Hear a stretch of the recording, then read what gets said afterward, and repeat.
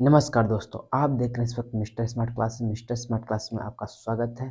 तो जैसा कि आप लोग थंबनेल में देखकर तो जान ही गए होंगे कि आज हम लोग पढ़ने वाले क्या है। तो चलिए शुरू करते हैं। अपना टॉपिक क्या है आज का। आज हमारा अध्याय नंबर 1 होगा क्या हो, प्रकाश का परावर्तन तथा अपवर्तन। ठीक है, जी है हमारा अध्याय नंबर 1 कक्षा 10 का ये टॉपिक है, जो ना कक्षा 10 दोबारा के लिए दोनों के लिए इम्पोर्टेंट है। ठीक है, तो पहला नंबर हमारा टॉपिक है वो क्या है, लिखा है प्रकाश। प्रकाश क्या होता है? ठीक है, जिससे कि हम लोग एक अंधेरे कमरे में किसी लाइट या मोमबत्ती को जलाते हैं तभी वस्तु दिखाई पड़ती है ना। ठीक उसी कंडीशन में प्रकाश एक प्रकार की ऊर्जा होती है जो हमारी आंखों को संवेदित करता है, जो हमें वस्तुओं को देखने में हमारी मदद करता है, परंतु प्रकाश स्वयं नहीं दिखता है। ठीक है, ऐसे ही लिखना है। चलिए अब हम बात करते हैं प्रकाश के कुछ महत्वपूर्ण गुणों के बारे में। ये महत्वपूर्ण गुण, तो फर्स्ट नंबर गुण है, लिखा है प्रकाश सीधी रेखा में गमन करता है। यानी कि प्रकाश एकदम सीधे से जाता है। प्रकाश मान लो कि टेढ़े से नहीं जाएगा, तो कुछ सीधा जाएगा, यहाँ से जाएगा। ठीक है, दूसरा नंबर है हमारा कि कह रहा है प्रकाश की निर्वात अथवा वायु में चाल कितनी दी है, तो वायु में चाल 3 × 10⁸ मीटर प्रति सेकंड होती है। ठीक है, अगर बात करें कि किलोमीटर में कितनी होती है, तो 3 लाख किलोमीटर किलोमीटर प्रति सेकंड होती है। कितनी?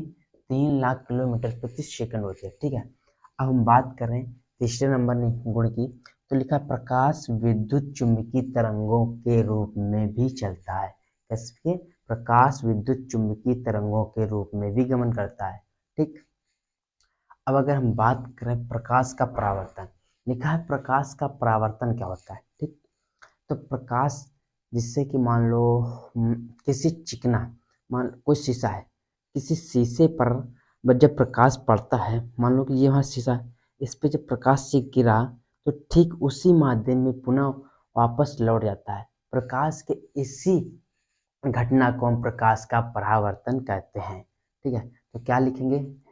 अगर हम डेफिनेशन की बात करें तो जब प्रकाश किसी चिकने या पॉलिशदार सतह पर पड़ता है, पुनः उसी, जैसे देखो इधर लिखा है, जब प्रकाश किसी चिकने या पॉलिशदार सतह पर गिरता है, पुनः उसी माध्यम में वापस लौट जाता है।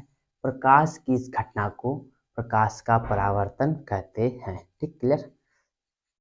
अब बात कर लेते हैं जो हमारी जो प्रकाश की किरण गिरी थी उससे हम कहते हैं आपतित किरण। क्या कहते हैं? आपतित किरण। ठीक है, और जो हमारे यहाँ से परावर्तित होकर जाती है उससे बोलते हैं हम परावर्तित किरण। परावर्तित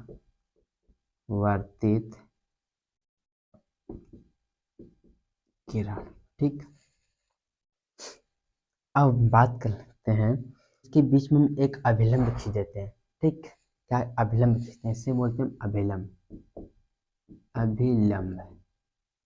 ठीक, अब आपतित किरण तथा अभिलंब के बीच बने कोण को हम कहते हैं आपतन कोण।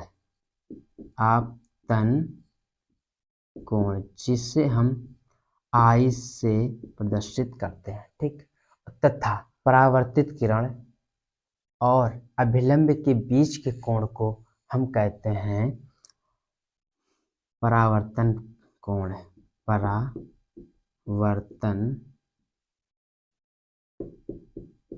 कोण, जिसे हम आर से प्रदर्शित करते हैं। ठीक है, और इस वाले बिंदु को हम कहते हैं आपतन बिंदु। आपतन बिंदु। ठीक, अब आप तो समझ ही गए होंगे कि प्रकाश का परावर्तन किससे कहते हैं। अब हम बात कर लेते हैं प्रकाश के परावर्तन के नियमों के बारे में। तो प्रकाश का परावर्तन जो फर्स्ट नियम है वो क्या कहते हैं हमारा, जरा ध्यान से समझिए कि लिखा आपतित किरण तथा परावर्तित किरण। क्या कह रहा है? आपतित किरण तथा परावर्तित किरण तथा आपतन बिंदु पर खींचा गया अभिलंब तीनों एक ही तल में होते हैं। क्या कहता है फर्स्ट नंबर? प्रकाश का जो परावर्तन का फर्स्ट नंबर है वो कहता है हमारा ये है कि आपतित किरण कामा परावर्तित किरण तथा आपतन बिंदु पर खींचा गया अभिलंब तीनों एक ही तल में होते हैं। यानी कि जो समतल पृष्ठ हमारा इससे तीनों एक ही तल पे होते हैं। क्लियर। अब बात करते हैं हम कि सेकंड नंबर क्या कहता है। जो सेकंड नंबर हमारा है वो हमारा कहता है कि आपतन कोण सदैव परावर्तन कोण के बराबर होता है। कैसा? आपतन कोण सदैव परावर्तन कोण के बराबर होता है। ठीक, तो आज के जो हमारा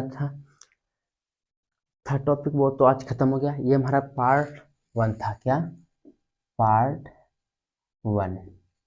ठीक है, अब बात करेंगे पार्ट 2 की, जो कि अगले वीडियो में मिलेंगे। अगर वीडियो पसंद है तो लाइक तथा चैनल को सब्सक्राइब जरूर करिए, जिससे कि आपको अगली वीडियो की नोटिफिकेशन आपको तुरंत मिले।